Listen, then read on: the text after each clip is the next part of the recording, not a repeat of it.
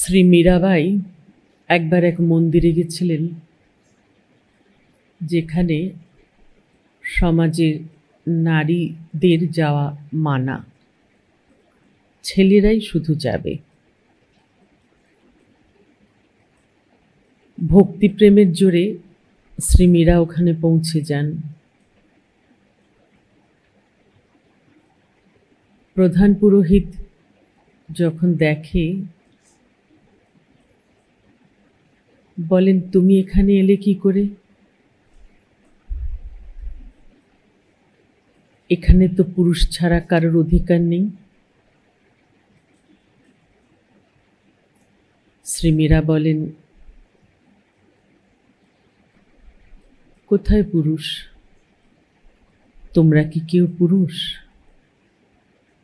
পুরুষ তো সেই একজন।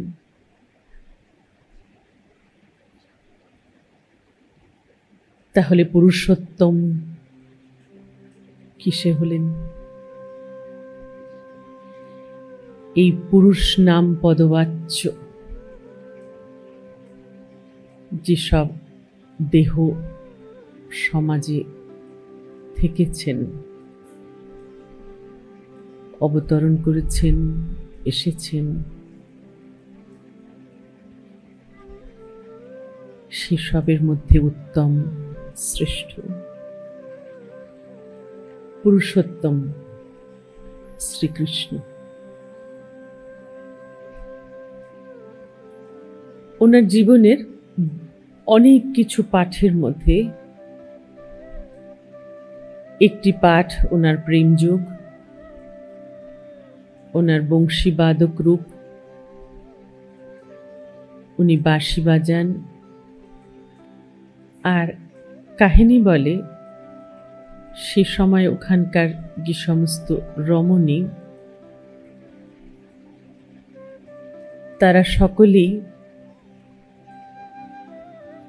শুধু মনে প্রাণে কৃষ্ণ রমণী করত।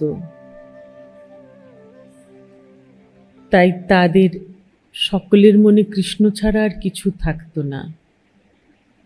তাই শ্রীকৃষ্ণের বাঁশিতে ওরা ওনার আশেপাশে ঘুরে বেড়াতো, ঘর বাড়ি ছেড়ে, কাজকর্ম ছেড়ে ওনার আশেপাশে ঘুরে বেড়াতো। এমন কাহিনী দেখানো হয়েছে। এরপর থেকে এই যে সেখানে শুধু নারী শরীরই থাকতো আর কোনো নর শরীর থাকতো না, এমন মনে হয় না। মহাভারতে দেখায়, যদি দ্রৌপদী ওনাকে সখা মেনেছেন, তো অর্জুনও তো সখাই মেনেছে। কিন্তু সাধারণ বোধবুদ্ধিতে প্রেমটা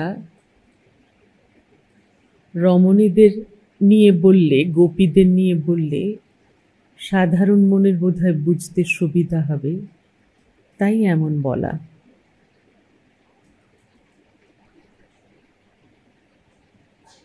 অমন যখন মনের সাধনা হয়, তখন ঈশ্বর প্রাপ্তি হয় বই কি।